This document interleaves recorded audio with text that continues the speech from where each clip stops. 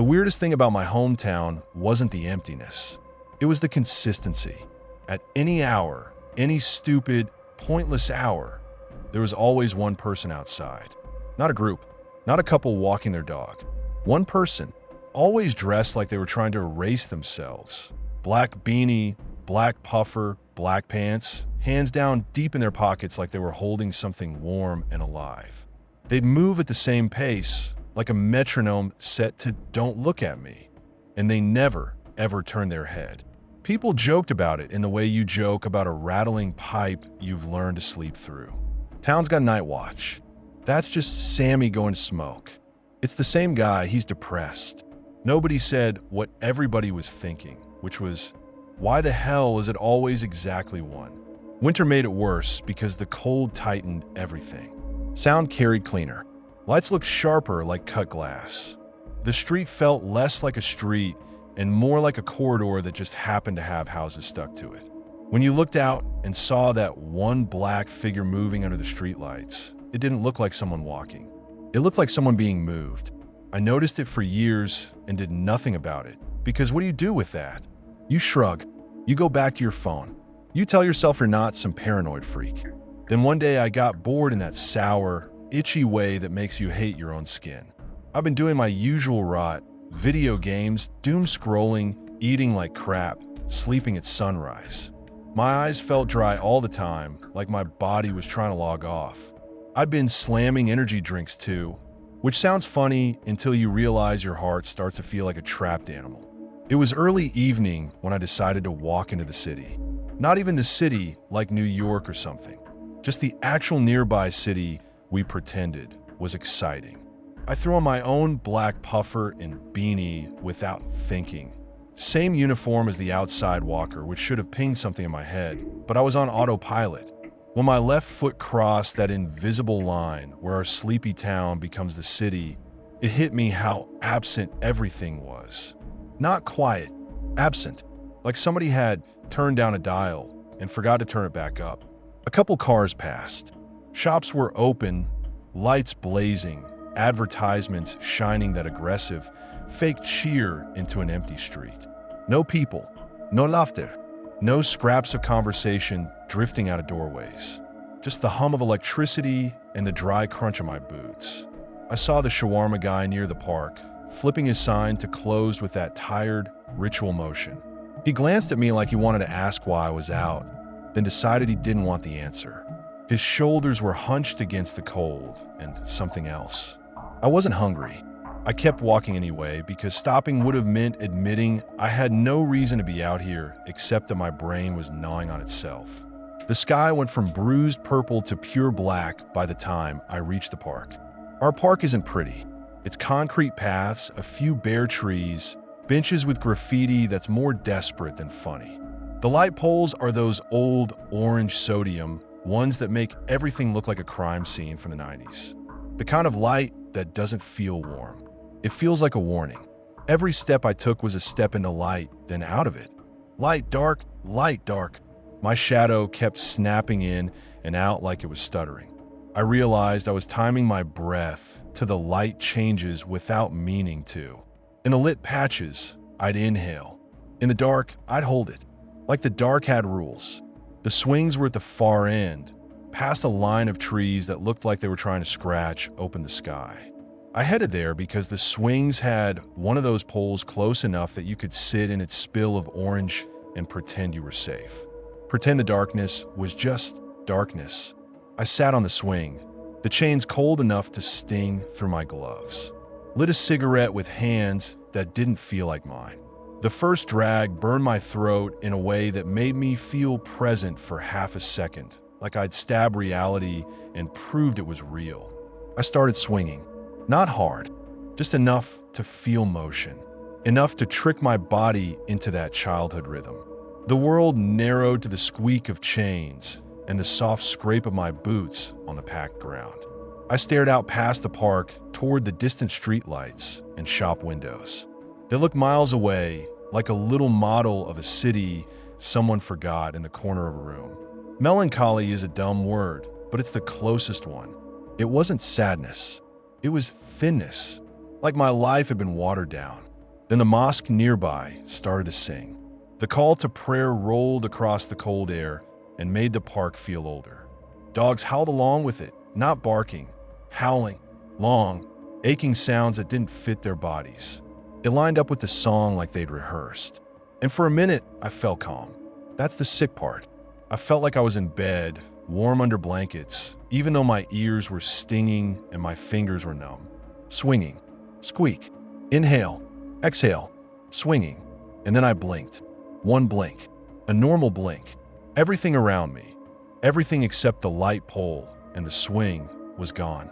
Not dark. Gone.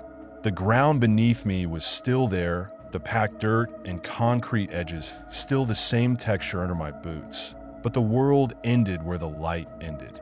The orange pool of light turned into a circle on the ground like a spotlight. Past it, there wasn't shadow. There was nothing to reflect light back. No trees, no benches, no path, no sky that made sense. Just a wall of black that looked solid and deep at the same time, like staring into an open mouth. My cigarette ember glowed like a tiny emergency flare. My body didn't process it right away. My brain did this stupid thing where it tried to label it: power outage, fog, prank, anything that let it stay inside normal life. But my stomach dropped so hard it felt like someone had punched the inside of me, and my heart started sprinting. I sat there on the swing with my boots planted, hands tight on the chains, staring at the edge of the light like it was the edge of a cliff. The call to prayer was gone. The dogs were gone. The city hum was gone. Even the wind sounded like it had been muted. The only sound was the faint metallic tick of the swing chain settling, and my own breathing starting to come apart. That's when I remembered my phone. I nearly fell off the swing trying to get it out.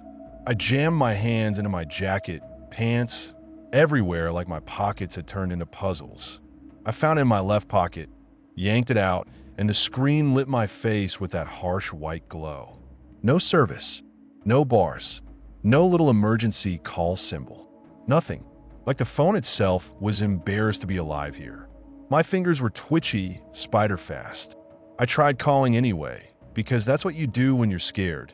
You press buttons like the right sequence will summon help. The call didn't even attempt to connect. It just sat there dead. I stared at the edge of the light again and realized something that made my skin crawl. The light pole wasn't lighting up darkness. It was lighting up nothing. The orange light hit the ground and stopped, clean and sharp, like the air itself ended. I wanted to scream. I wanted to run. I also didn't want to make sound. It felt like making noise would be like splashing in deep water, like it would attract something. I sat there, frozen, until my legs started to tremble with that adrenaline burn.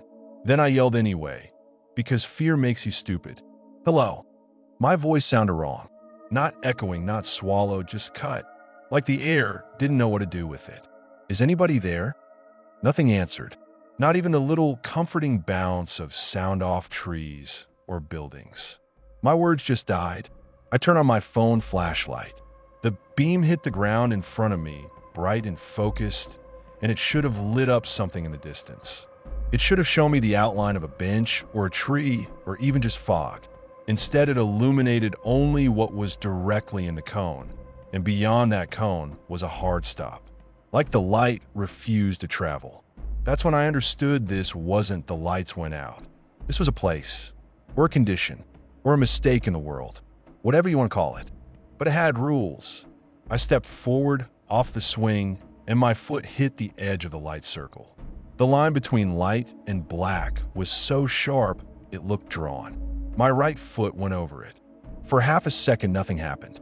No tingling, no cold blast, just my boot on dirt. Then my whole body reacted like I'd stepped into a freezer. Not cold air, cold pressure. My ears popped. My teeth hurt. I pulled my foot back into the light, and the pressure eased.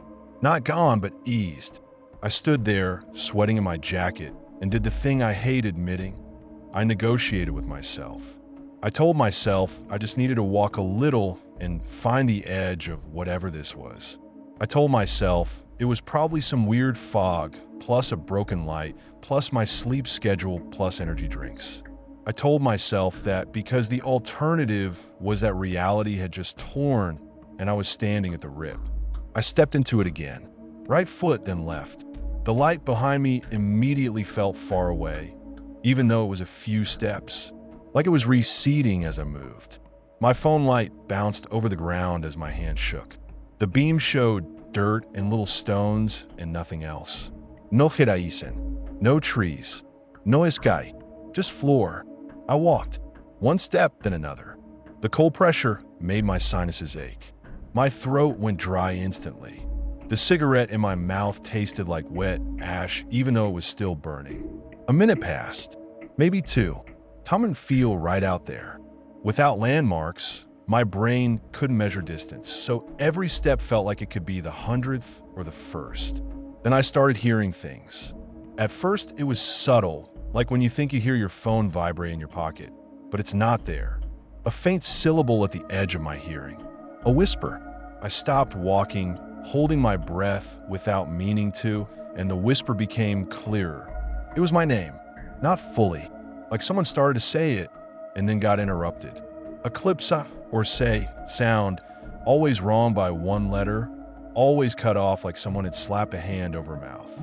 I swung my phone light around, fast like I could catch the source of a sound with a flashlight. The beam showed the same dirt, the same small stones, the same nothing. Another sound joined it. A quiet scream, chopped in half. Not like a person screaming in the distance. Like someone screaming with their face pressed into a pillow, and the sound kept getting truncated by something. Then, this is the part that still makes my stomach flip, there was laughter. Soft, breathy laughter, like someone was trying not to laugh at a funeral. I didn't wait for my brain to be brave. I ran. I ran like my body decided it was done discussing. My boots pounded the ground and the sound felt wrong. Too loud, too close, like it was happening inside my skull. The phone light bounced wildly, flashing the ground in bright, jittery snapshots.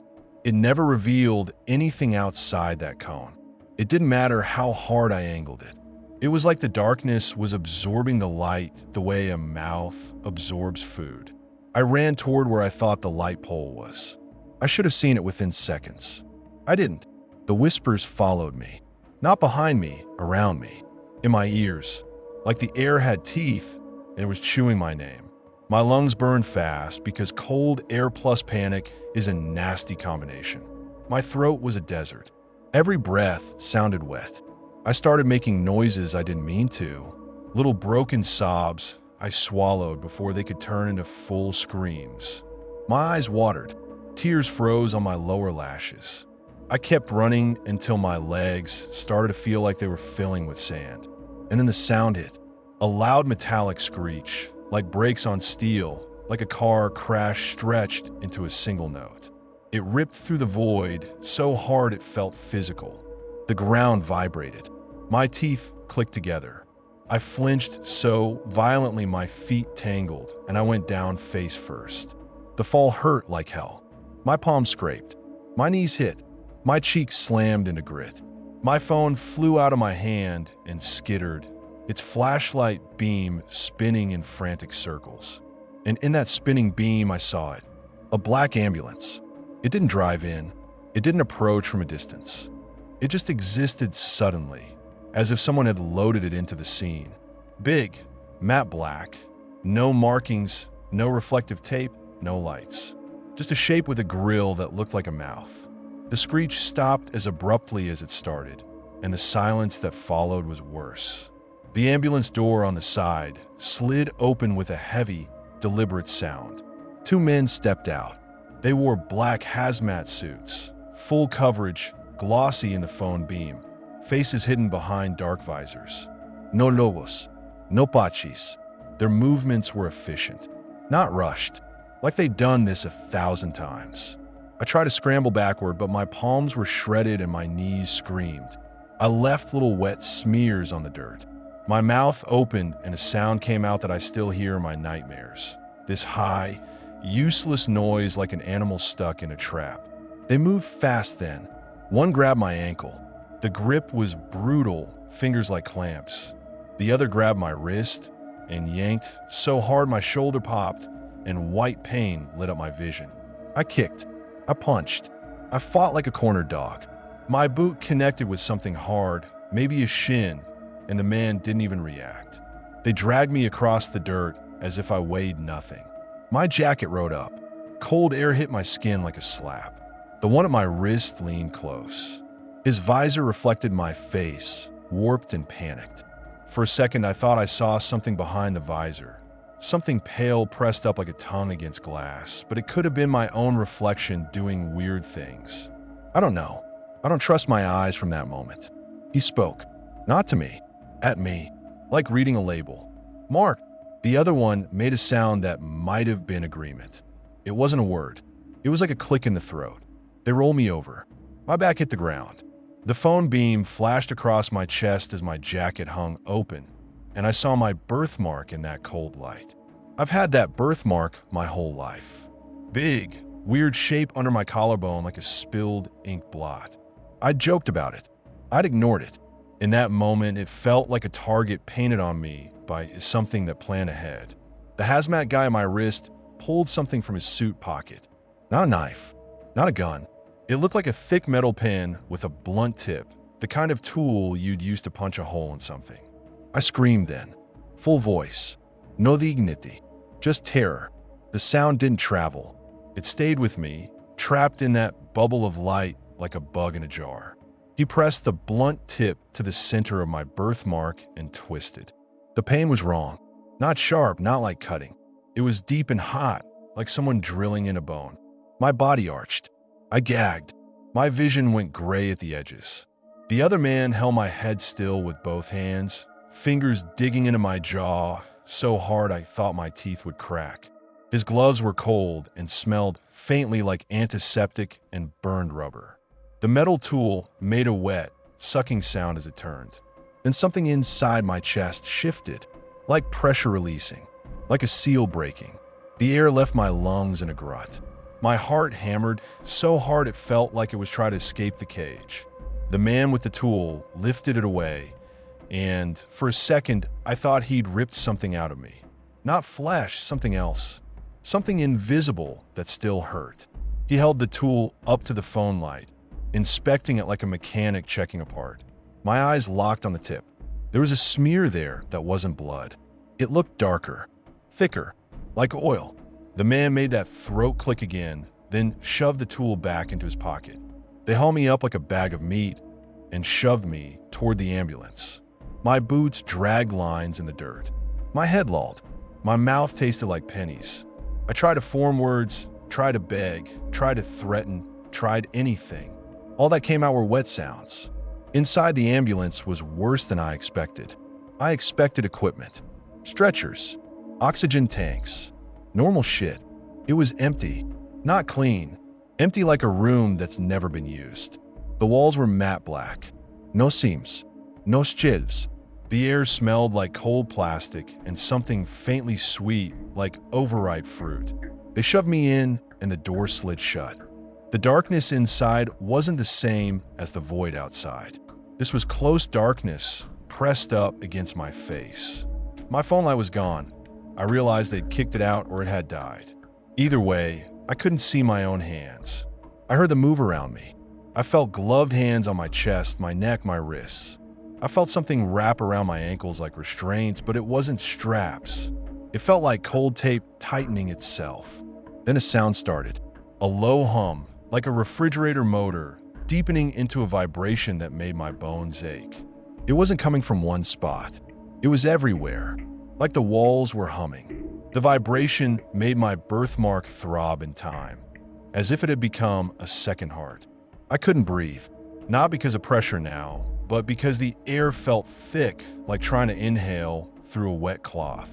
Something touched my forehead. A cold circle pressed gently, almost caring. Then I felt a sting at the base of my neck. A needle.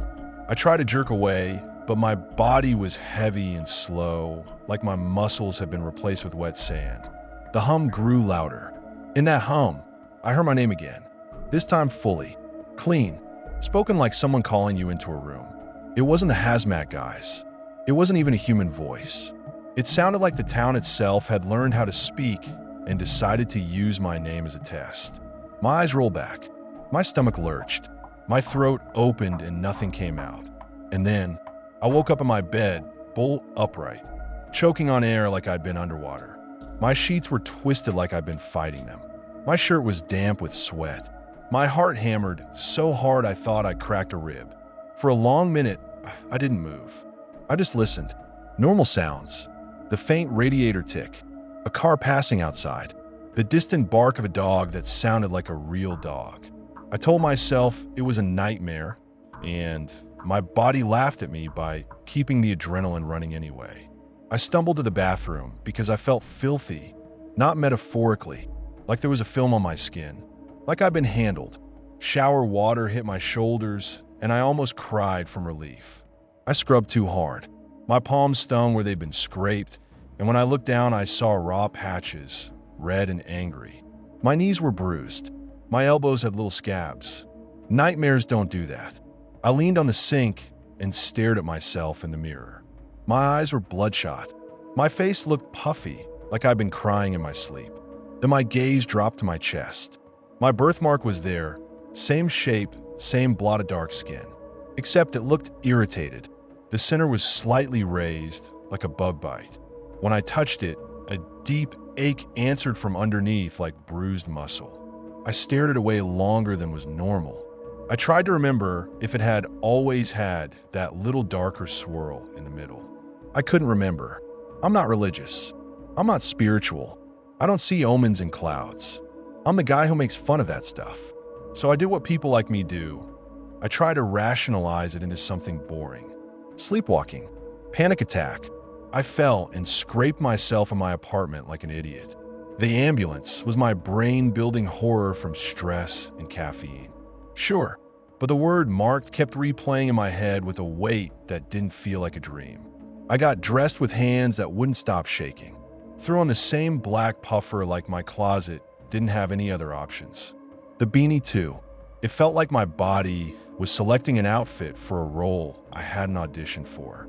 I didn't even realize I'd walked to the window until my forehead touched the cold glass. Outside, the street was empty. Not a single soul.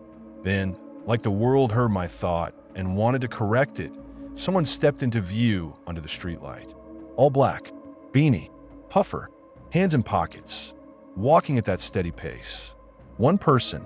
I watched them pass my building like they had a destination that wasn't a place.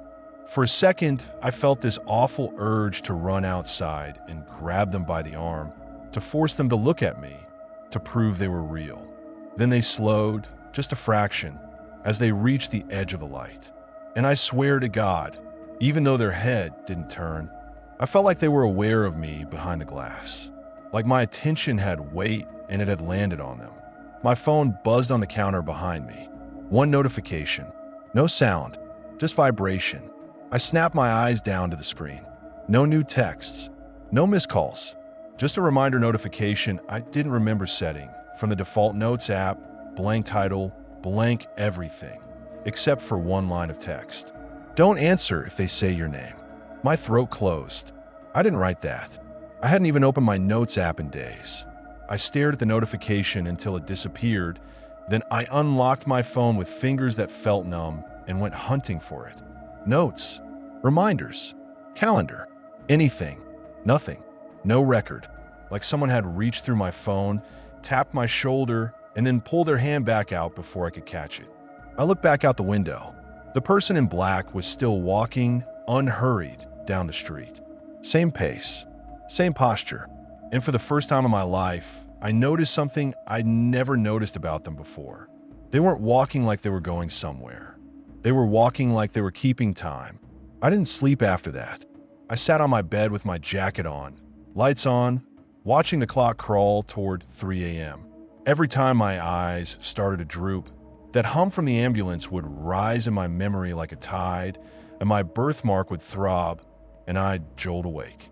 At 2:57, I went back to the window because I couldn't help it.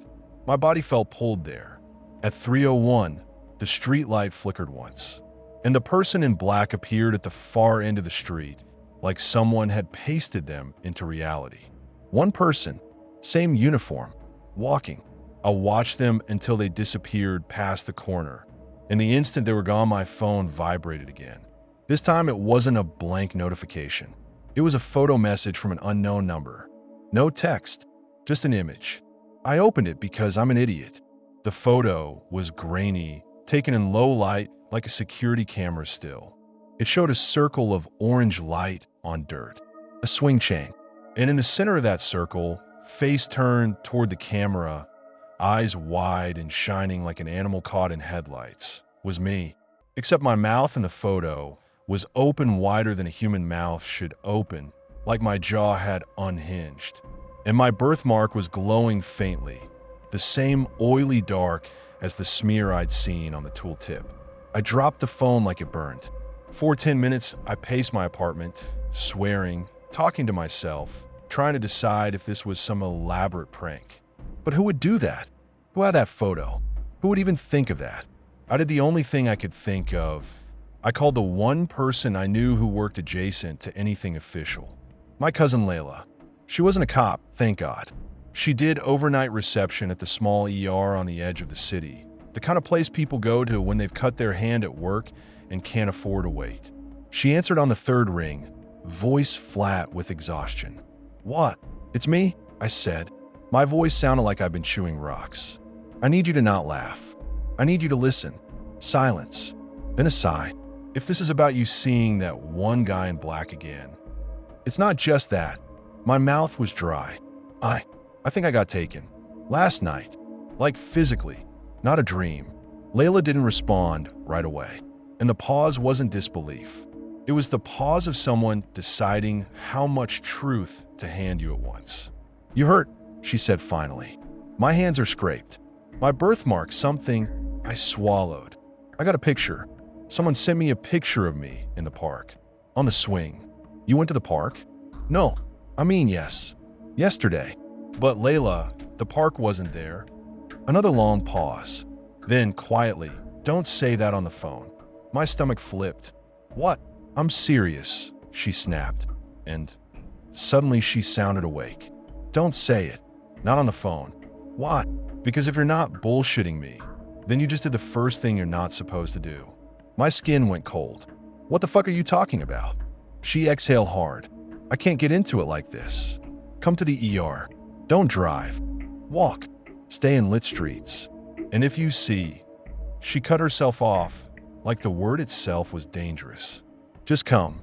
I'm not coming to the ER to tell you about a nightmare."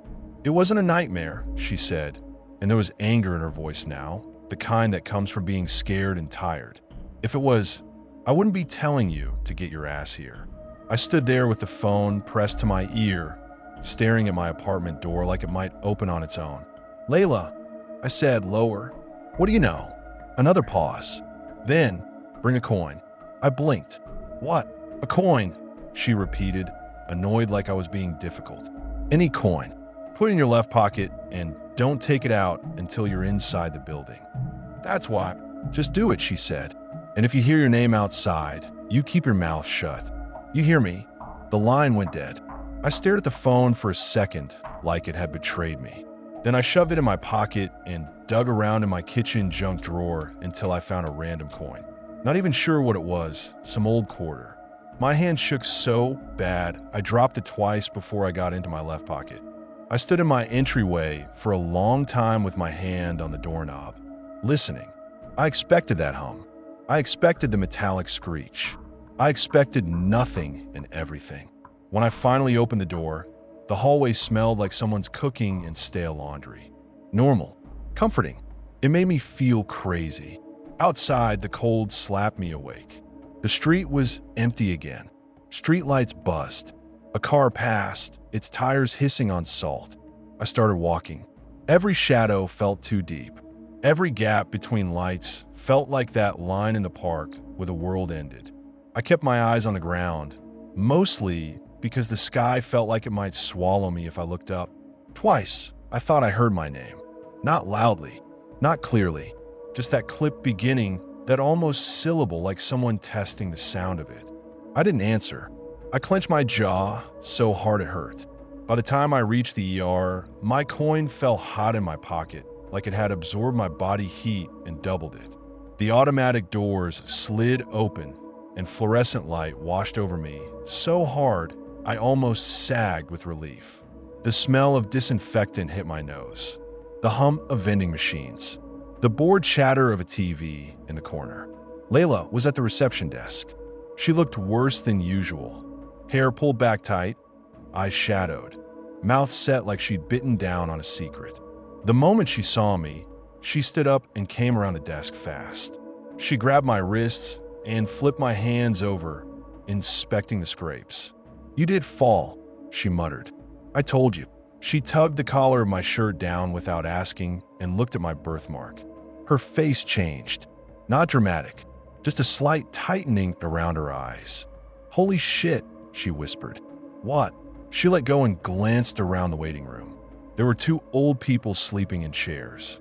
A guy with a bandaged hand staring at his phone. A nurse walking by pushing a cart. Normal. Layla lowered her voice anyway. "You're not the first," she said. My stomach dropped. "First what?" She reached under the desk and pulled out a folded piece of paper like she'd been waiting for this moment. It wasn't official letterhead. It looked like something photocopied too many times. The edges were soft from being handled.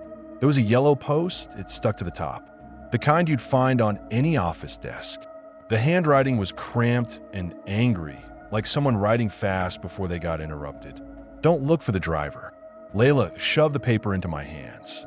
"Read it," she said. "Now, and don't act like you're reading it. Just take it in." My eyes flicked over the top. There was a title line that made my throat tighten.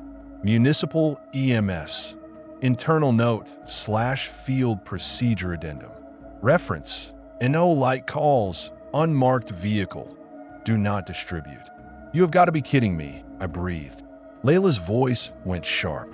"Don't say that." Just read. My palms were sweaty. The paper felt thin and too real. My eyes scanned down, and there it was, the rule book, written like someone trying to pin down a thing that refuses to stay pinned. Rule 1. If the street light above you flickers once, stop moving until it steadies. Do not step into the dark between pools of light until the buzzing returns. Rule 2. If you hear your name outside, do not answer. If you must speak, say anything except a name. Rule 3. Keep one coin in your left pocket at all times during transit.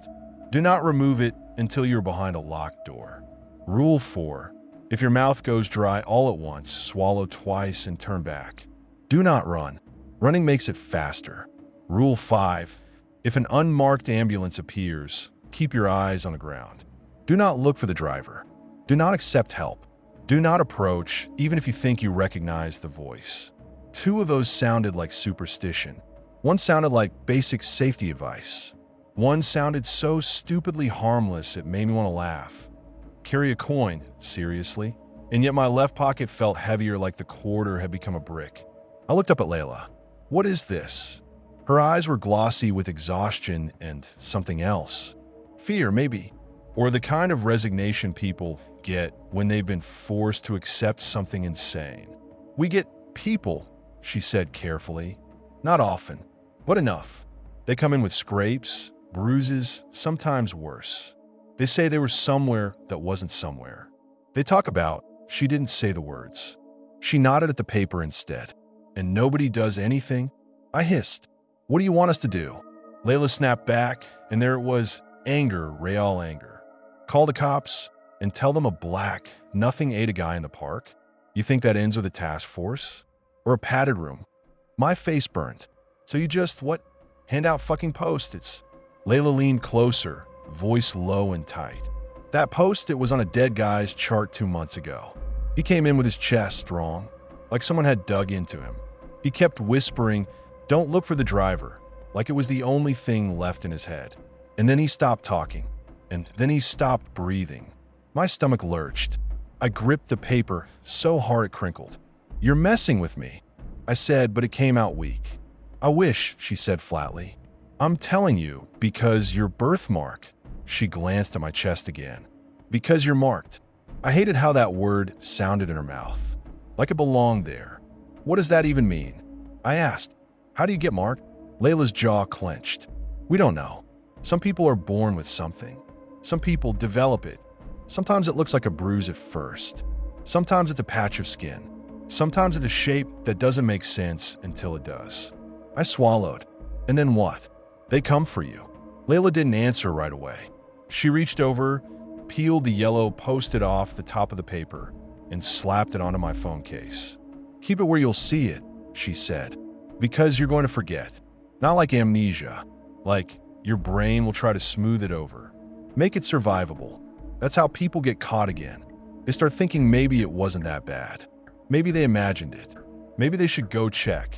I'm not going back to the park, I said immediately. Layla's eyes flicked to mine. You say that now. Don't. She shrugged. But it wasn't casual. It was defeated. Most people don't go back because they want to, she said. They go back because they start noticing the pattern. The one person outside. The same hour. The same clothes. The same. She stopped herself, like she'd almost said too much. My throat tightened. You know about that too. Layla's mouth went thin. Everybody knows. Nobody says it out loud. And the ones who do, don't do it for long. A nurse walked past, and Layla forced a smile that didn't reach her eyes. When the nurse was gone, Layla leaned in again. Listen, she said. You need to do the boring stuff first. The stuff that feels stupid. Carry the coin. Stay in lit streets. Don't answer to your name. And she hesitated. Stop wearing that.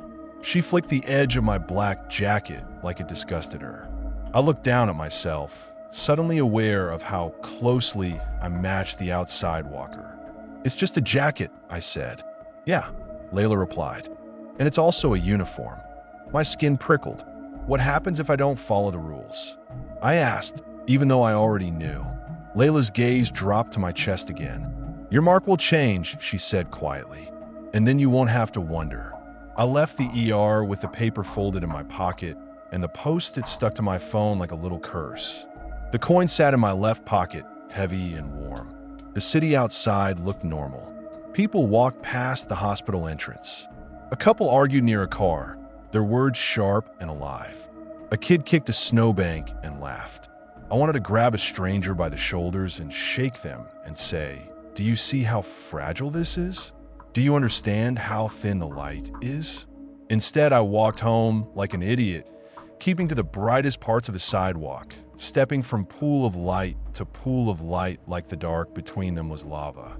My mouth went dry all at once halfway down the block. It wasn't gradual. It was instant like a switch. 1 second my tongue was normal. The next it felt like sandpaper. I stopped so abruptly a guy behind me almost bumped into me. He muttered, "Watch it," and kept walking. I swallowed twice, just like the paper said, and my throat clicked painfully. I turned around and looked back the way I'd come. Nothing behind me. No ambulance. No asmatsuits. Just a normal street. I wanted to laugh. I wanted to scream. I kept walking anyway, because turning back felt like letting it win, and I didn't even know what it was. At my building, I didn't breathe properly until I was behind my apartment door with the deadbolt clicked into place. Only then did I pull the coin out of my pocket. It looked normal. A quarter. Scratched. Boring. I set it on my kitchen counter and stared at it like it might move. Then I realized my hand was shaking again. I sat on the floor with my back against the cabinet because my legs wouldn't hold me. I pulled out the folded paper, smoothed it on my thigh, read the rules again. Read the Post-it again. Don't look for the driver. What driver? The ambulance had no driver. It had 2 guys in suits and an empty box of darkness. Unless the driver wasn't in the cab.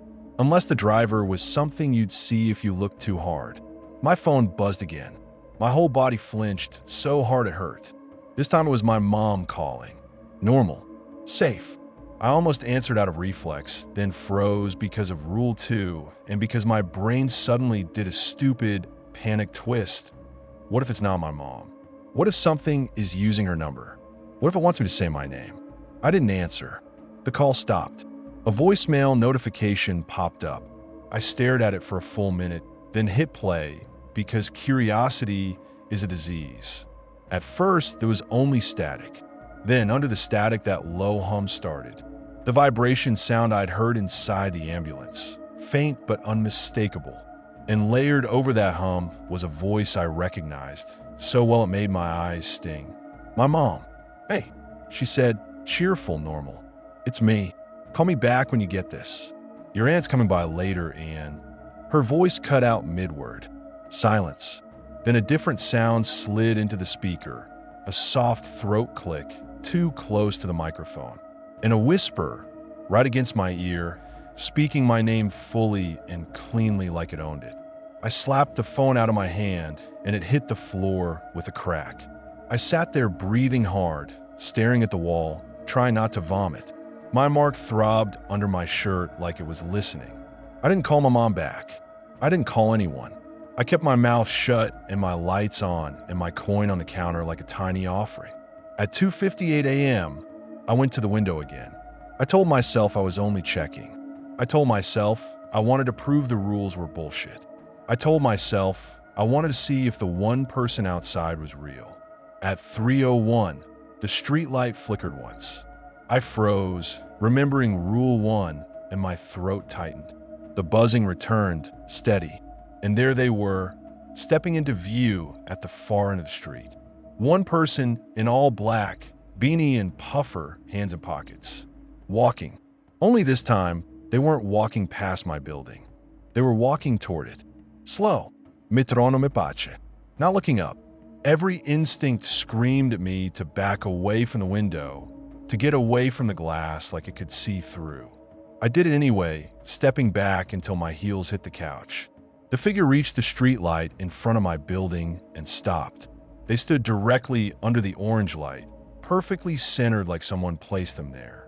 Their head didn't turn, but I felt that same awful pressure of awareness, like my gaze had landed on them and they'd felt it like a hand. Then, very slowly, they lifted one hand from their pocket. In their gloved fingers was something small and round that caught the streetlight for a second. A coin. My coin. My stomach dropped so hard I thought I might pass out. The figure held it up like showing me proof. Then they opened their fingers. The coin fell. It didn't hit the ground. It just vanished halfway down like it fell through a trapdoor in reality. The streetlight flickered again. Once. My mouth went dry all at once. I swallowed twice and it didn't help. The figure in black took one step forward, still under the light, and for the first time since I'd been watching these walkers for years, they did something different. They tilted their head, not toward me exactly, toward the edge of the light, like they were listening to something in the dark between streetlights. Then, in a voice I couldn't hear through the glass, but could somehow understand anyway, they mouthed a single word. "Mark." My birthmark burned. I stumbled back from the window like it had shoved me. I didn't sleep. I paced. I drank water until my stomach sloshed. I kept checking my phone case where the post-it was stuck like it could physically block a nightmare. At some point near dawn, exhaustion finally put me down. Not gently, like a hammer. When I woke up, my phone was on my chest. I hadn't put it there. The post-it on the case had been peeled off and placed on my collarbone, directly over the birthmark.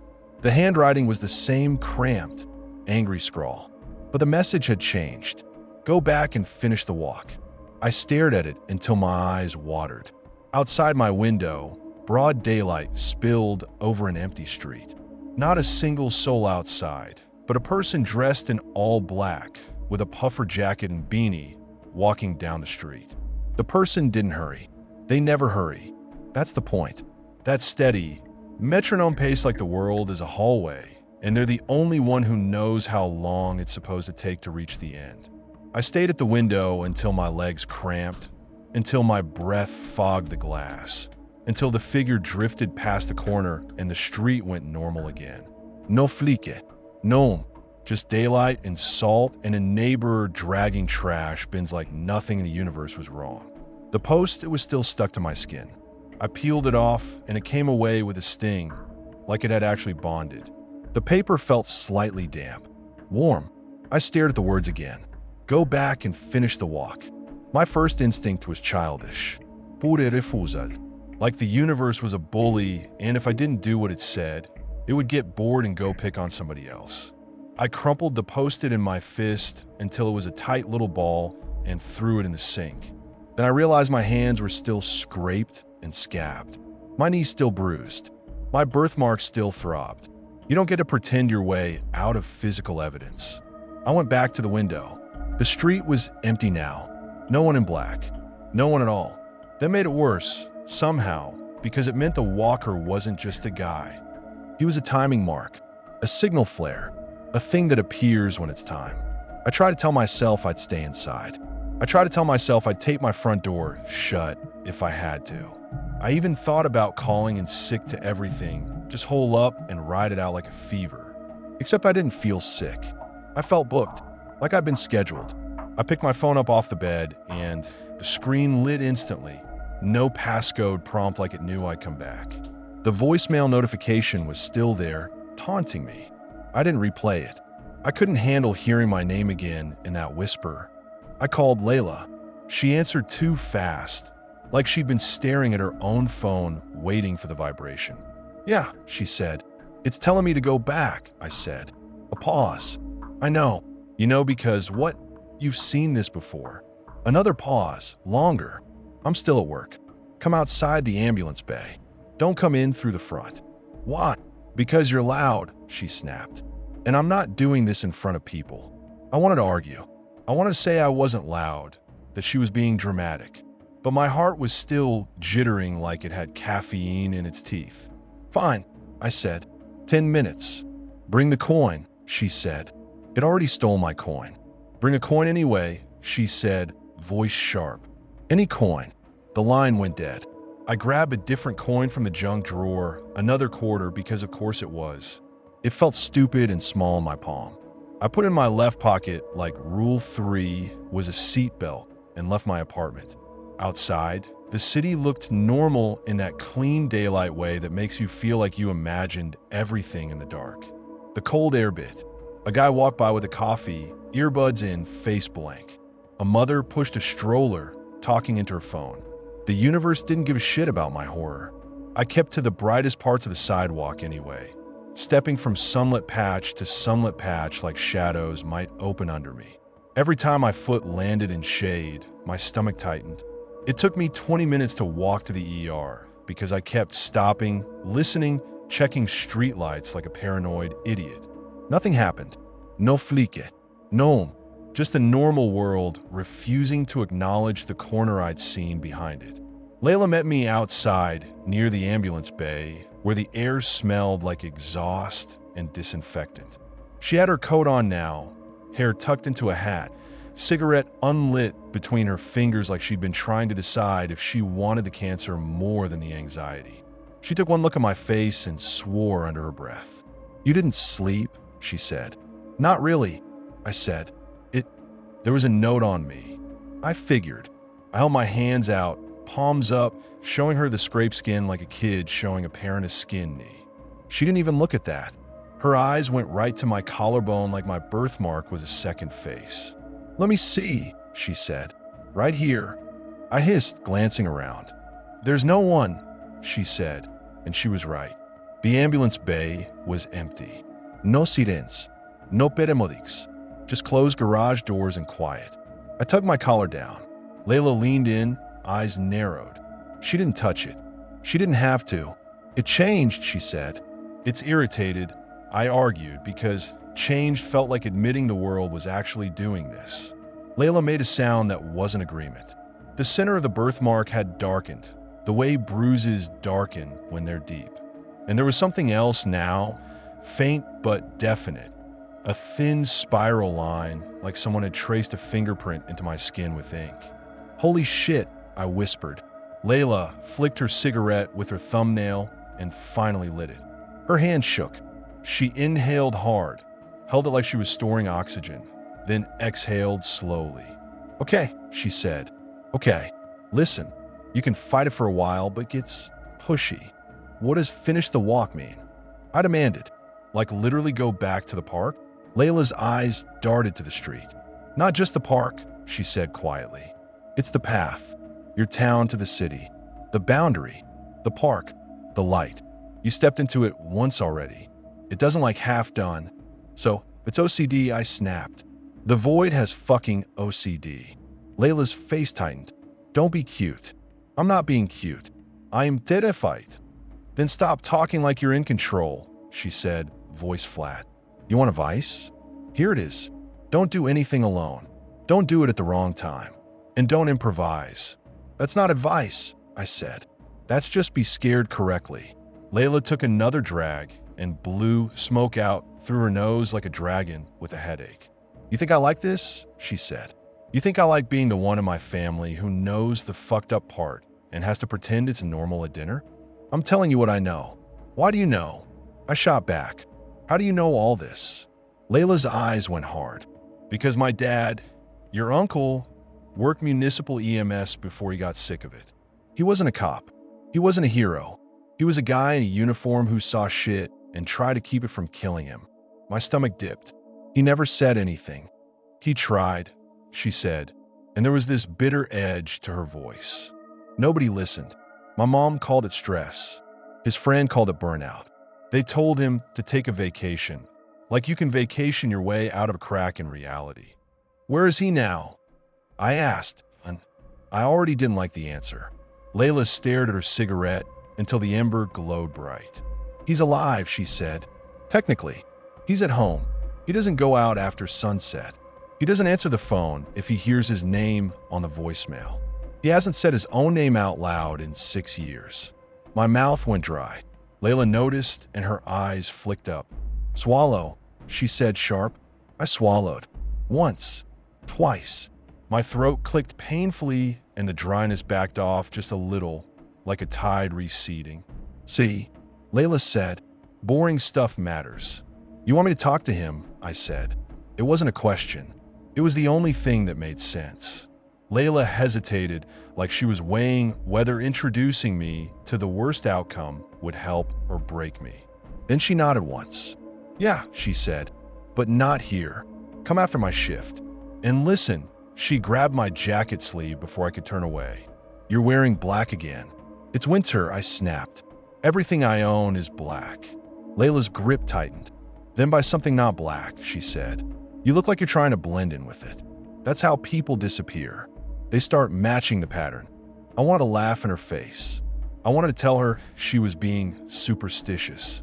But the spiral in my birthmark pulsed faintly under my skin like a warning light.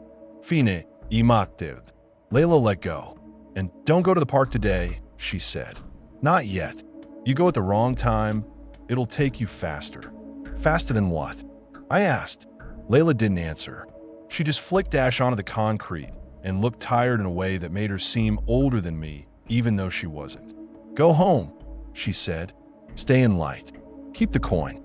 If it tells you to do something, write it down. Don't trust your memory. I went home with a quarter in my left pocket and a birthmark that felt like it had become a wound.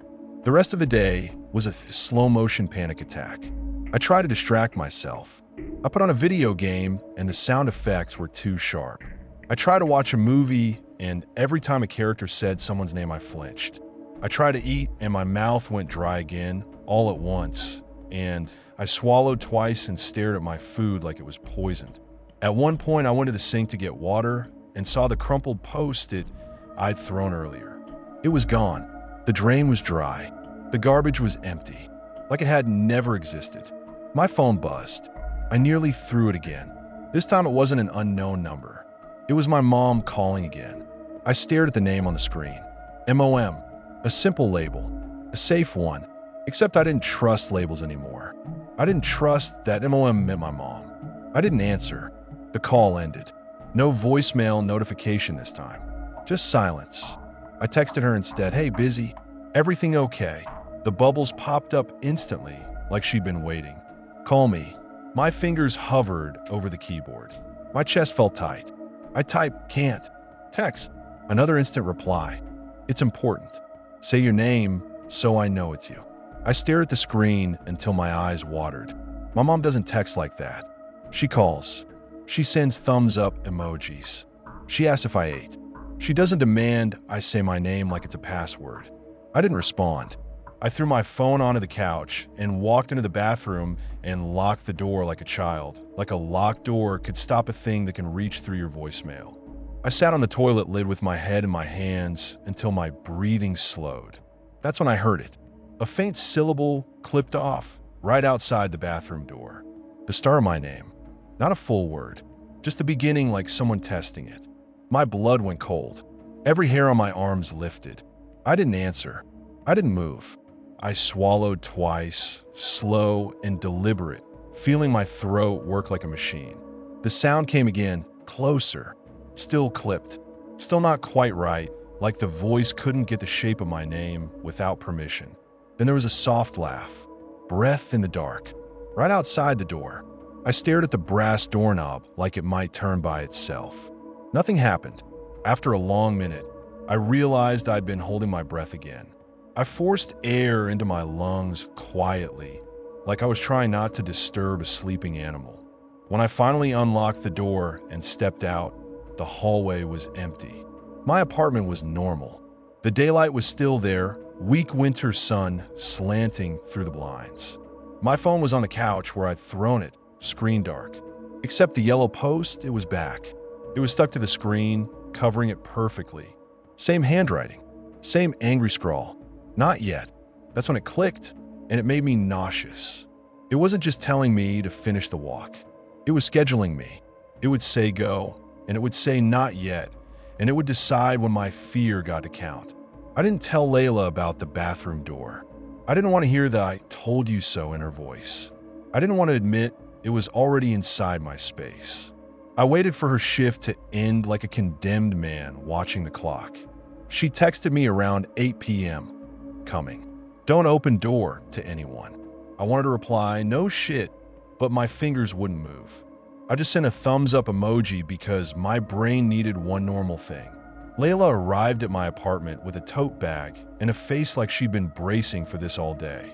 She came in fast, locked the door behind her, checked the deadbolt, then checked my windows like she expected something to be pressed against the glass. You got any lamps? She asked. Yeah, I said, confused. Turn them on, she said. It's not even. Turn them on, she repeated, and her voice left no room. I turned on every lamp in the living room until the place looked like a staged IKEA display. Warm pools of light everywhere. No shadows in corners. Layla nodded like that helped. Okay, she said. My dad's place is 2 blocks. We're walking. No cars. Why no cars? I asked. Layla's mouth tightened. Because I don't trust things with engines at night, she said. And because, she glanced at my left pocket. You got a coin? Yes. Good, she said. Keep it there. We walked to her parents' apartment through bright streets, sticking to main roads like we were allergic to side alleys. It was early enough that the city still had people. Kids walking home, a couple arguing outside a convenience store, someone laughing too loud. The normal noise actually helped. It made the air feel thick with humanity. Layla's parents lived in one of those older buildings with a narrow stairwell that smelled like cooking oil and wet wool. We climbed to the 3rd floor, Layla moving fast like she wanted to get behind a locked door before the world changed its mind. She knocked in a specific rhythm. 2 quick, 1 slow. Not a cute secret knock. A procedure. The door opened a crack. An eye appeared, bloodshot and wary. Layla, a man's voice said. You're late. It's me, Layla said, calm but firm. It's me. The door opened wider. Her dad looked like someone had taken a normal guy and turned the saturation down. His hair was grayer than it should have been. His skin was tight. His eyes were too alert for a man in slippers. His gaze snapped to me, and he went still. Fuck, he breathed. Layla pushed past him into the apartment. Dad, she said. This is... Don't, he cut her off, sharp. His eyes stayed on me. Don't say it. Layla stopped. She looked at me, then back at her dad. Okay, she said quietly. Her dad swallowed hard and stepped back, letting us in. The apartment was lit like a bunker, lamps on, overhead light on, even the kitchen light on. No dark corners. The curtains were drawn. He locked the door behind us and checked it twice like the first lock wasn't enough. Then he looked at my face again, really looked like he was trying to see past my skin. "You went out at night?" he said. It wasn't a question. It was an accusation. "Yeah," I admitted. "To the park."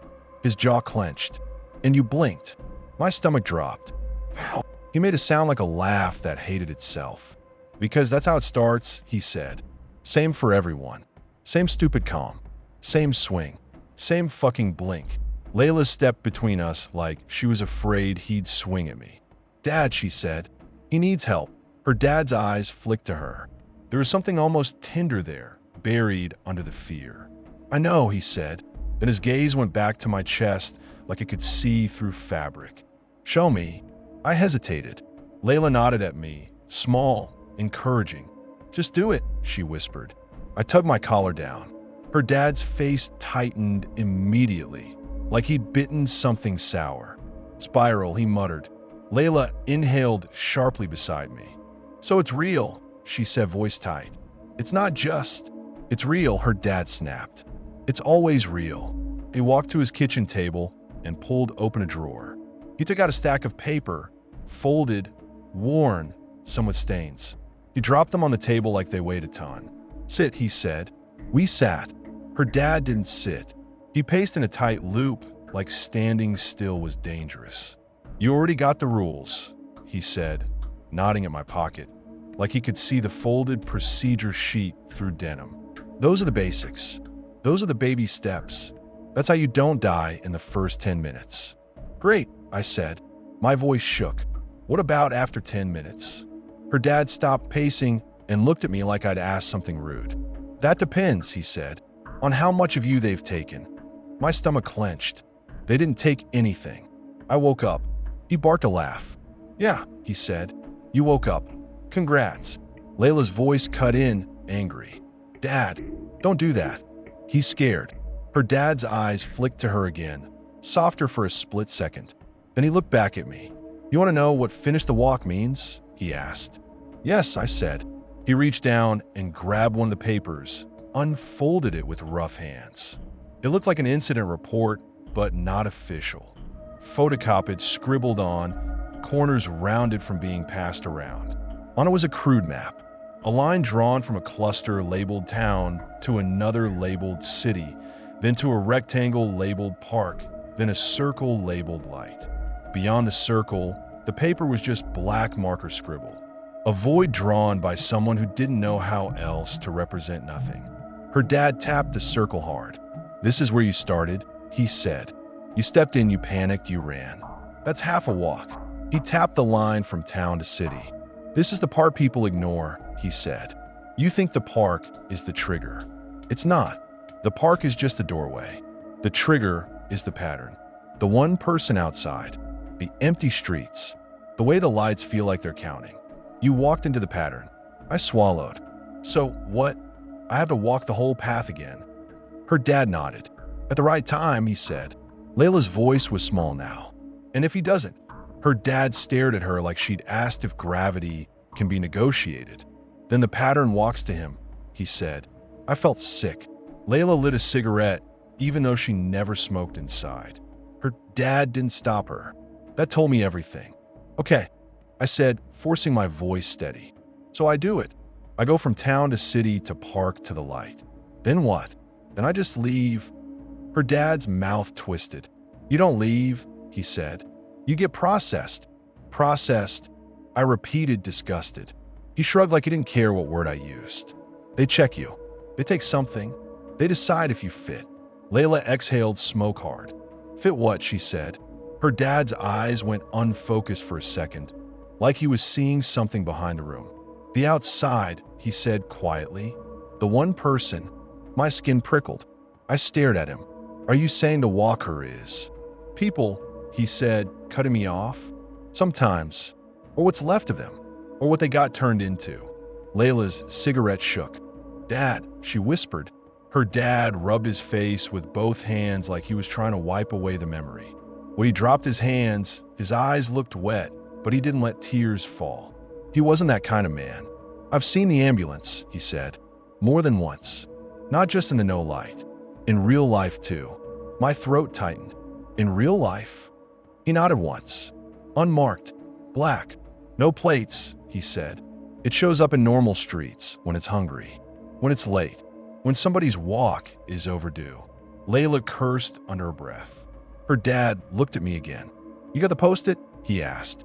I hesitated. It disappears. He nodded like that was normal. They do that, he said. They like paper. They like notes. They like leaving instructions like it makes them less monstrous. Layla leaned forward. Dad, she said, tell him the safe rule. Her dad looked annoyed, but he nodded. The deceptively safe one, he said, almost like he was reciting. Rule about coins. People think it's superstition. It's not. A coin is weight. It's proof you're still in the world. It gives you friction. I stared at my left pocket like the quarter had suddenly become sacred. Why left pocket? I asked. Her dad's mouth tightened. Because it's closest to your heart, he said. Because that's what they go for first. My stomach flipped. Layla's voice came out rough. So what do we do? She demanded. Just wait for him to get taken? Her dad's eyes snapped to her, anger flaring. We do what we can, he said. We don't let him go alone. We don't let him go at random. We pick a time. We control what we can control. Layla's jaw set. I'm going with him. Her dad's face changed. No. Yes, Layla said, voice hard. I'm not letting him do this alone. Her dad took a step toward her, and for a second, I thought he might actually grab her. You don't understand, he said, low and furious. It doesn't take two. It takes the marked one. And if you go, you make yourself visible. Layla jabbed a finger toward my chest. He's already visible. Her dad's voice rose, sharp and cracked. And you want to be too? Layla didn't flinch. If it keeps him alive, yeah. The room went tight with it. Family fear turning into family anger because anger feels like control.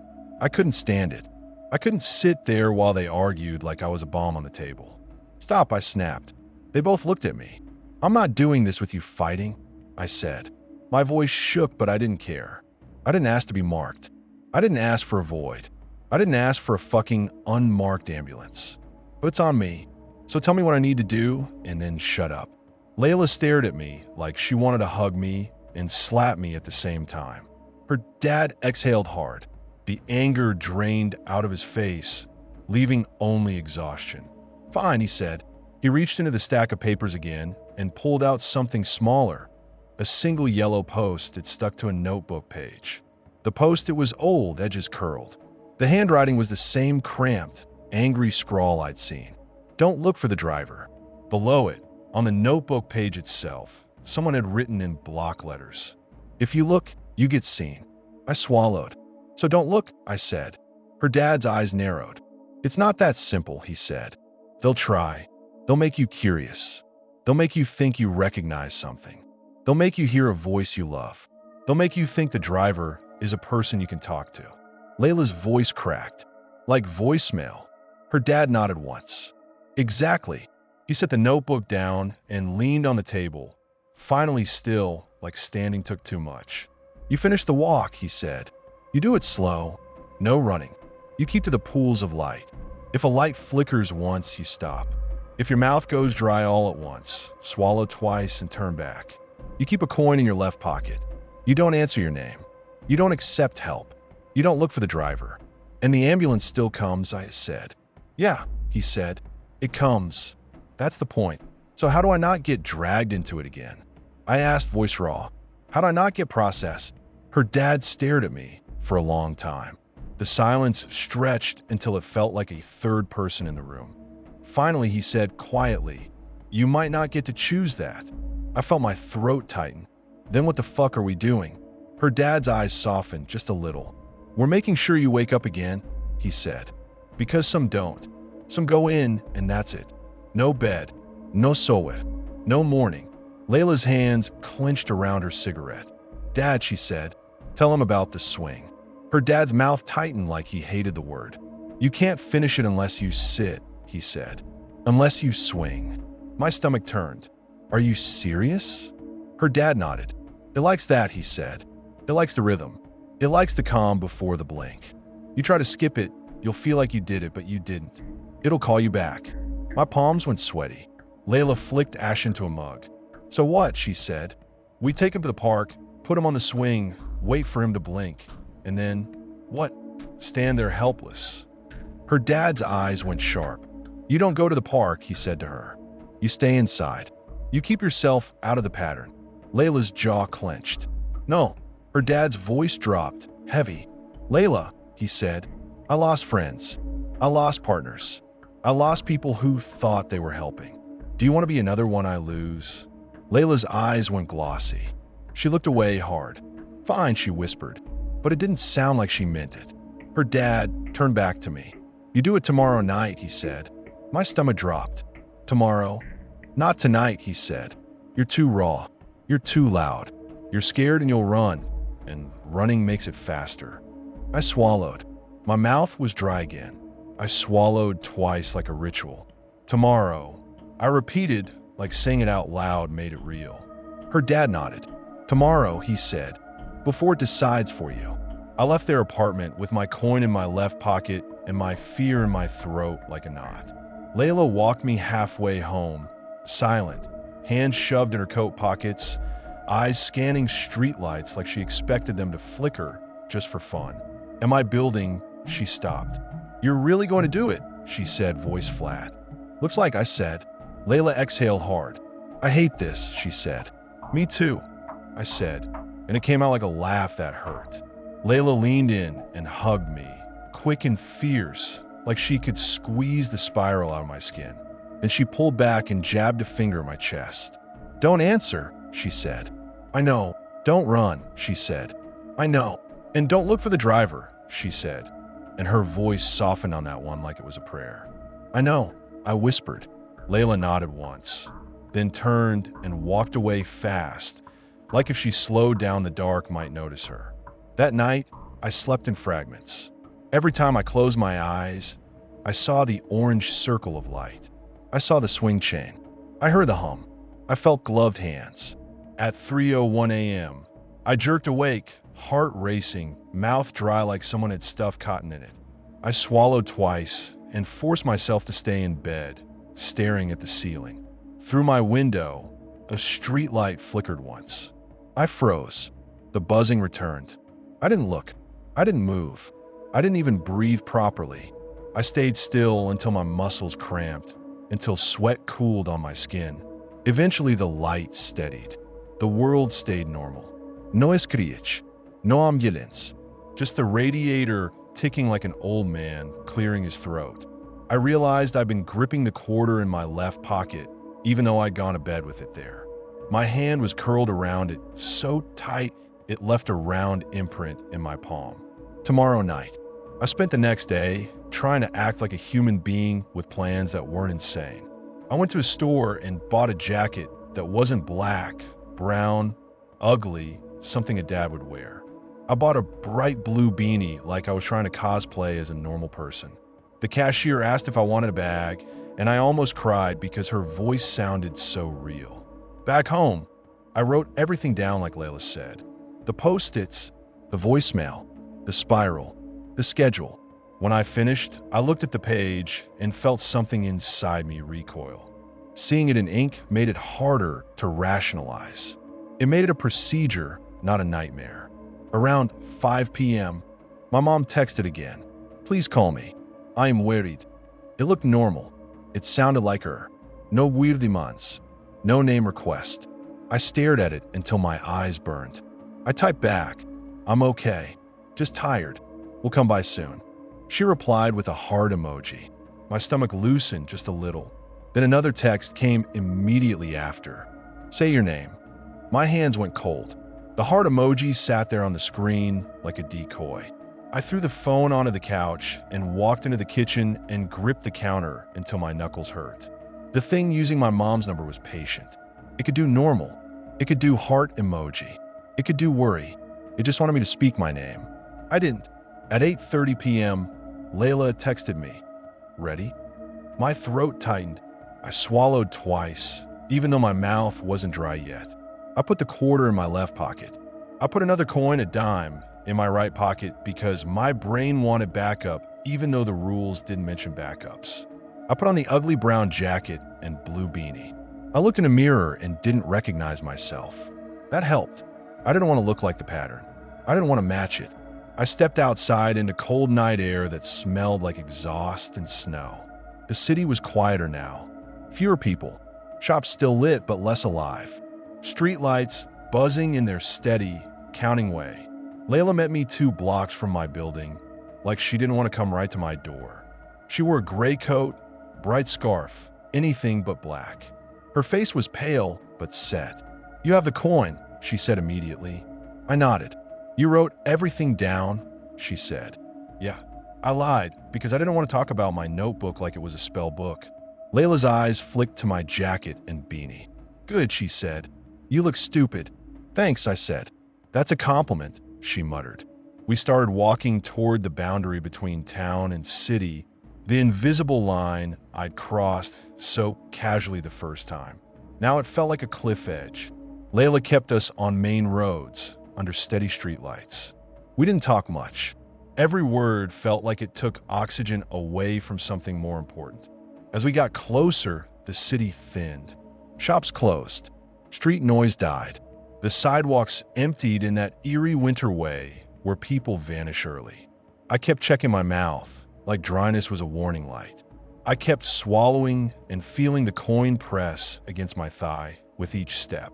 "Stop," Layla whispered suddenly. I froze under a streetlight. The light above us flickered once. My heart slammed. My hands went cold. The air felt thinner. Layla lifted her chin slightly, listening. The buzzing returned. "Steady." Layla exhaled.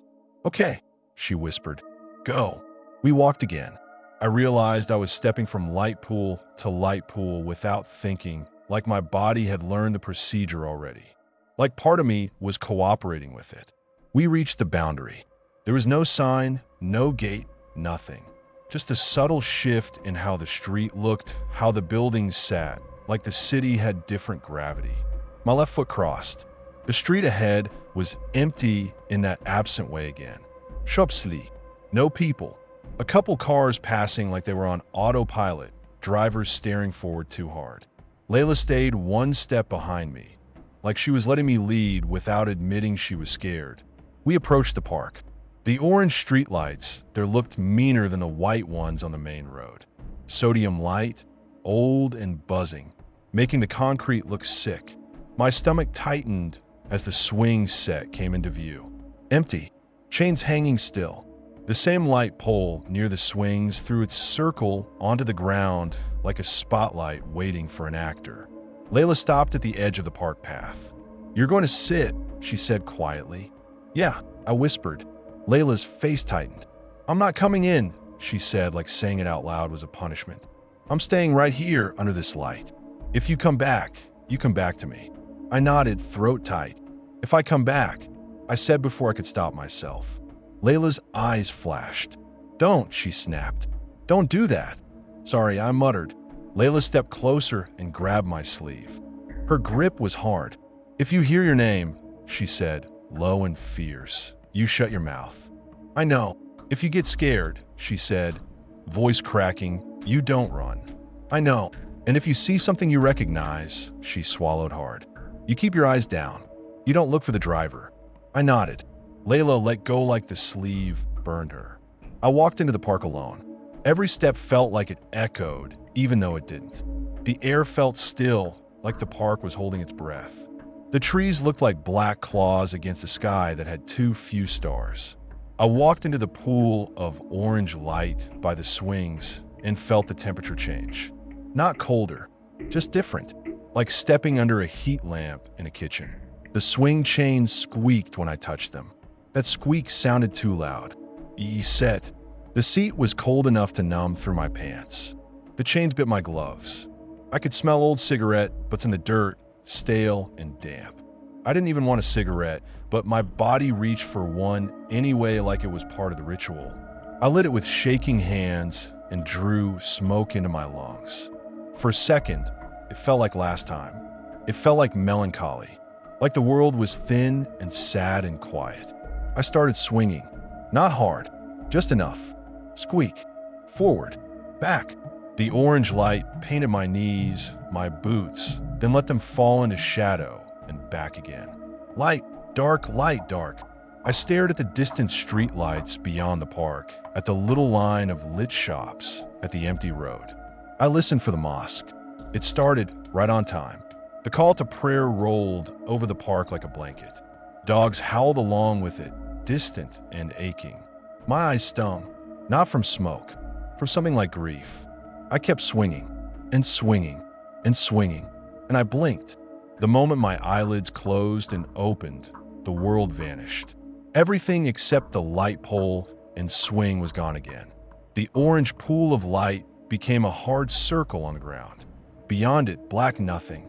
No trees, no benches, no sky that made sense. Just void. The mosque song cut off mid-note. The dogs cut off mid-howl. My cigarette ember glowed like a tiny red eye.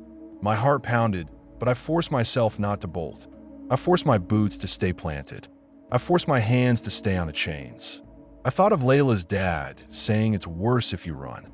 I thought of Rule 4. My mouth went dry all at once, like the void had sucked the moisture out of me. I swallowed twice. The dryness eased a fraction, like it respected the action. I slid off the swing slowly, careful not to make sudden moves like I was dealing with a wild animal. My knees shook, but they held. The light pole stood behind me like a sentry. The circle of light felt too small now, like the only island in an endless ocean. I took out my phone. No service. Of course. The flashlight beam hit the dirt and stopped the same way it had before. The cone of light showed only ground. Beyond it, nothing. I didn't yell this time. I didn't say hello. I didn't ask if anybody was there. I didn't give the void a chance to answer. I stood at the edge of the light circle and stared into the black. I listened. At first, nothing. Just the faint buzz of the pole. Then the whispers started. My name clipped off.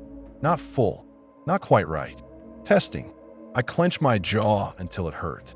The whispers got closer, circling like insects. My name started, stopped. Started, stopped. Always cut off like the voice couldn't finish without permission. A quiet scream, cut short. Then a laugh, soft and breathy, like someone trying not to laugh at a funeral. My whole body wanted to run. My muscles twitched with it. I swallowed twice. I turned back toward the light pole, like Rule 4 said. Turn back. Don't run. But turn back to what? The park wasn't there. The city wasn't there. Only the light circle existed. I took one slow step backward into the center of the light. The whispers didn't stop. They got angry, sharper. The clipped syllables became more insistent, like the void was tapping a pen on a desk. I kept my mouth shut. I kept swallowing when the dryness hit. I kept my eyes on the ground, like I was avoiding a cliff edge. Then the sound hit anyway. That metallic screech, like brakes on steel, ripping through the void. The ground vibrated. The light pole buzzed harder, flickering for half a second, making the orange circle pulse like a heartbeat. I flinched, but I didn't fall this time. I braced, knees bent, hands up like I was about to catch something. A black ambulance appeared out of thin air, exactly like before. Matte black, no markings, no lights. It sat at the edge of the light circle, like it had been placed there, like it had always been there, and my eyes were only now allowed to see it. The side door slid open. Two men stepped out in black hazmat suits, visors reflecting the orange light. Their movements were efficient, calm, like they weren't hunting, like they were clocking in. I kept my eyes down. I stared at the dirt in front of my boots like it was the most interesting thing in the universe. I heard them approach. Their steps made a faint crunch, but not quite like boots on dirt, more like plastic on sand. One of them stopped close enough that I could smell him. Antiseptic, burned rubber, something sweet underneath. My mouth went dry again instantly. I swallowed twice. A gloved hand touched my shoulder. Not rough, not violent, almost gentle, like guiding a patient. A voice spoke close to my ear. Not a human voice. Not exactly. It sounded like someone speaking through a mask full of water. Marked, it said. My birthmark throbbed hard like it answered. I didn't move. I didn't look up. I didn't speak. The gloved hand squeezed my shoulder harder, like it was testing my resistance. Another hand touched my chest, right over the mark. 2 fingers pressed, then traced the spiral, slow. The sensation made my skin crawl. It felt like being examined by something that didn't see me as a person. Then the voice spoke again, low and patient. Say, my throat tightened. It wanted my name. That's what it always wanted. A permission slip. I kept my mouth shut. The hand on my shoulder tightened, then released. A small click sound came from the hazmat suit, like irritation. The other one shifted closer. I heard fabric move. I heard something pulled from a pocket, metal scraping softly. I thought of the tool, the blunt pen thing, the wet, sucking sound. I swallowed twice and forced my voice out without letting my brain form a name. No, Ikruka. The words sounded tiny in the void. The hazmat guy made that throat click again. The one in my chest pressed harder, almost painful. Say, the voice repeated. My mouth went dry. Swallow twice. Swallow twice. No, I said again, louder, more angry. Fuck off. The air changed. The buzz of the light pole deepened into a hum. The void around us fell closer, like it leaned in. The hazmat guy and my shoulder moved fast, grip turning brutal, fingers clamping my arm like a vice. I didn't run. I didn't flail. I went rigid and tried to anchor myself, like a man bracing against a wave. The other one shoved the metal tool against my birthmark. Pain bloomed hot and deep, like drilling in a bone. I grunted, teeth bared. They twisted. The wet, sucking sound started again. My vision went gray at the edges. My stomach lurched. My legs threatened to buckle. I kept my eyes on the dirt. I kept swallowing when I could, like it mattered. Like it bought me seconds. I felt something shift inside my chest again. Pressure releasing, seal breaking. Like a cork popped in a bottle. A sound slipped down my throat that wasn't a word. A broken, animal noise. The hazmat guy holding my arm leaned closer. His visor hovered in my peripheral vision. I kept my eyes down. I did not look for the driver. I did not look for faces. I did not let curiosity open the door. The tool twisted again. The spiral on my skin burned like it was being rewritten. Then the voice by my ear said something that made my blood go ice cold. Not my name. Layla's voice. Right behind me, clear as day, like she was standing in the light circle with me. Hey, Layla said. It's okay. Look at me. I'm here. Every instinct in my body jolted to her voice. My head wanted to snap up. My eyes wanted to find her. My brain screamed. She came in. She broke the rule. She's here. You have to. I swallowed twice, so hard it hurt. I clenched my jaw until my teeth ached. I kept staring at the dirt. The voice got sharper, more desperate. Look at me, Layla's voice pleaded. Please, I am scared. Don't leave me here. My heart pounded against my ribs like it wanted out. The pain in my chest pulsed. My mark burned. The hazmat guy clicked again like amusement. The voice changed. It wasn't Layla now. It was my mom. Soft, warm, the exact tone she used when I was a kid and had nightmares. Sweetheart, my mom whispered. It's okay. Come here. Look at me. Just say your name. My throat closed. Tears sprang to my eyes, hot and immediate. I wanted to look so bad it was physical. I wanted to see her face. I wanted to believe in something familiar. And that's how it gets you. Not by being scary, by being comforting. I whispered through clenched teeth, barely moving my lips. No. The glove hand on my arm jerked me forward so fast my boot scraped. The tool twisted again, and a shock of pain made my vision go white. The hum deepened. The walls of nothing pressed in. The voice of my mom laughed, soft and wrong, like breath through wet cloth. Say, it whispered. My mouth went dry all at once. I swallowed twice. My throat clicked. The hazmat guy's grip shifted, preparing to drag. And I realized something terrible. It didn't matter if I followed the rules perfectly. The rules weren't a way out. They were a way to keep you intact long enough for whatever comes next. Please, I rasped, and I hated myself for it. I didn't say a name. I didn't say theirs. I didn't say mine. Please don't. The hazmat guy clicked again. Then the dragging started. I fought the impulse to run by doing the only thing I could. I dropped my weight.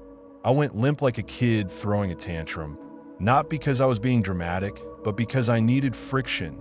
I needed the coin in my pocket to mean something. My boots scraped in the dirt. My knees hit.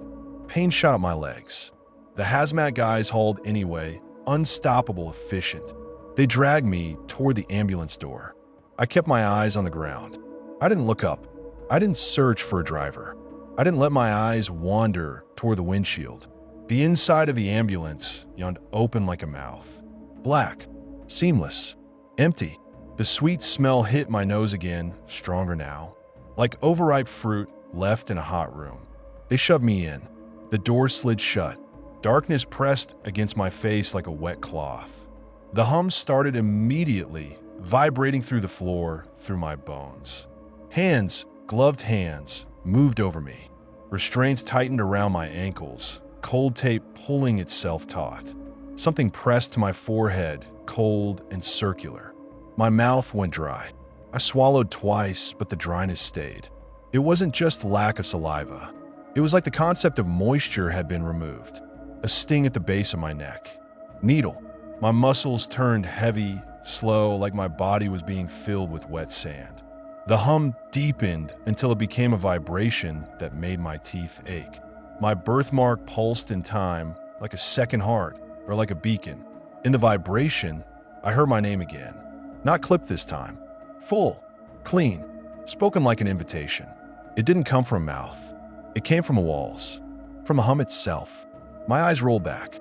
I gagged, but nothing came up. My throat tried to form a word and failed. Then a new sound joined the hum. A faint metal rattle. Like chains. The swing. The rhythm. The calm. It was inside the ambulance with me now, like it had followed me in. Like it was the metronome keeping time. The air thickened. My lungs struggled. The sweet smell got stronger, sickening. I felt the tool press against my birthmark again, deeper this time like it knew where to go now. Twist. Vetsuction. Pressure releasing. Something invisible being pulled. I couldn't scream. My mouth didn't work right.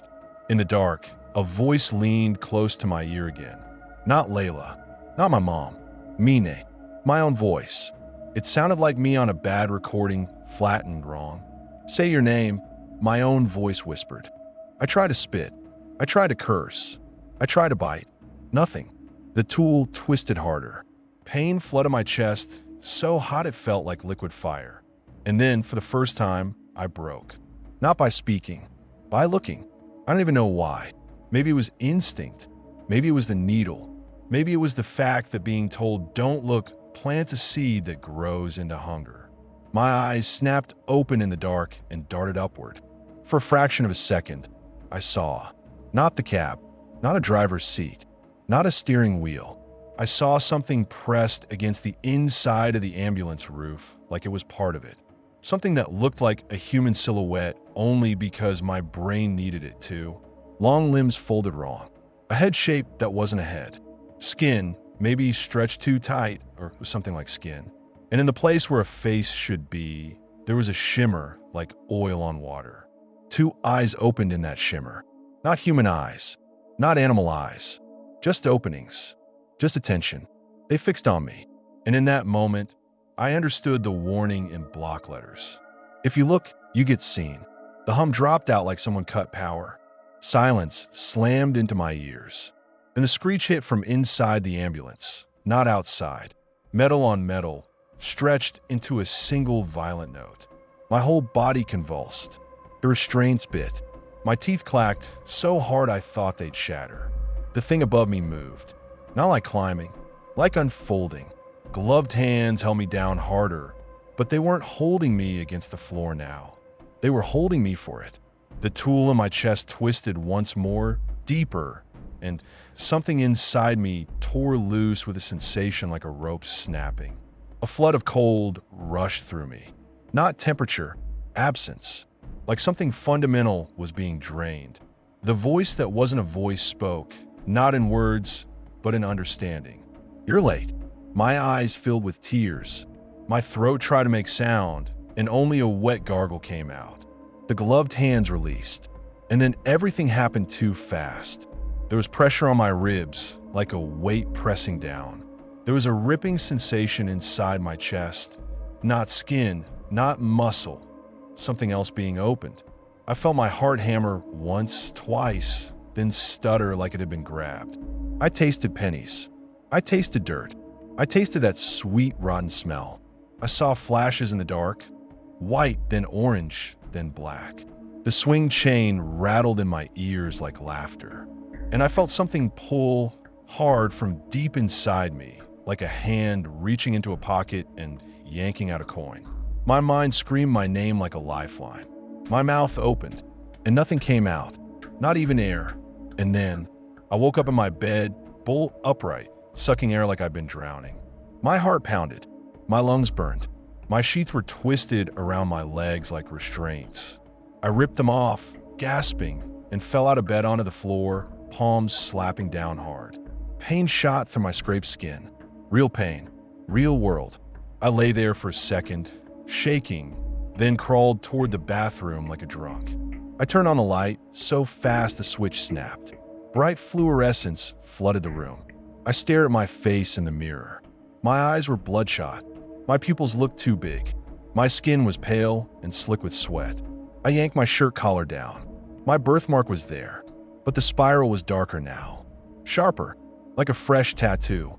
And in the center of it, right where the tool had pressed, there was a tiny, raised dot like a puncture. I touched it and flinched. The ache underneath wasn't a bruise ache anymore.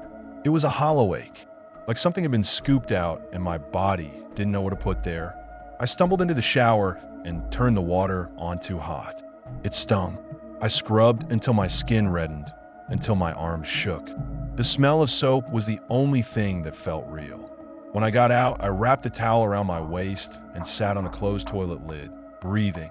My phone buzzed on the sink counter. I froze. The screen lit. A message from Layla.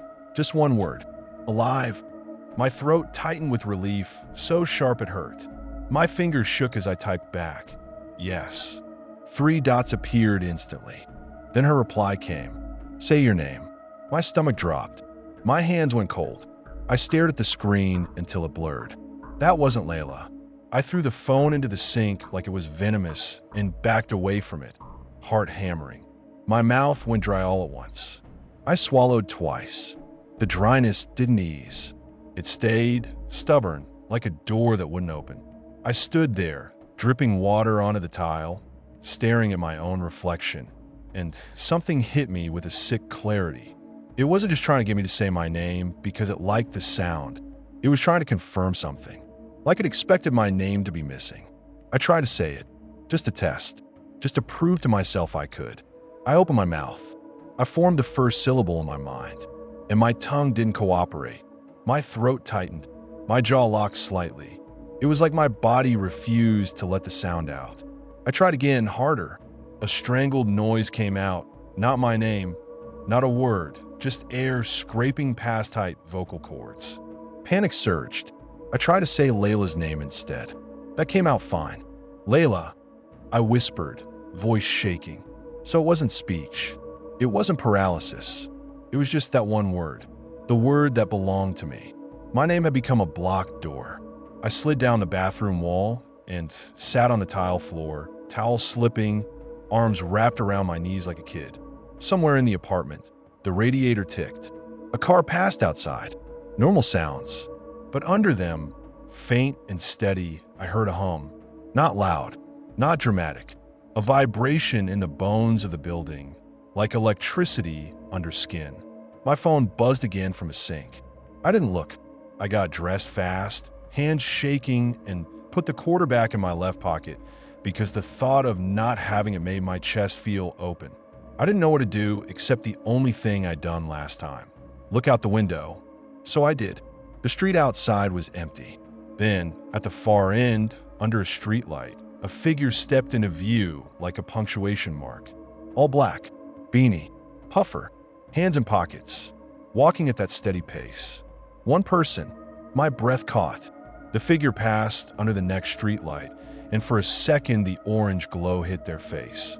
Not enough to show details, just enough to show the shape. And I realized with a sick twist that the figure wasn't wearing a mask.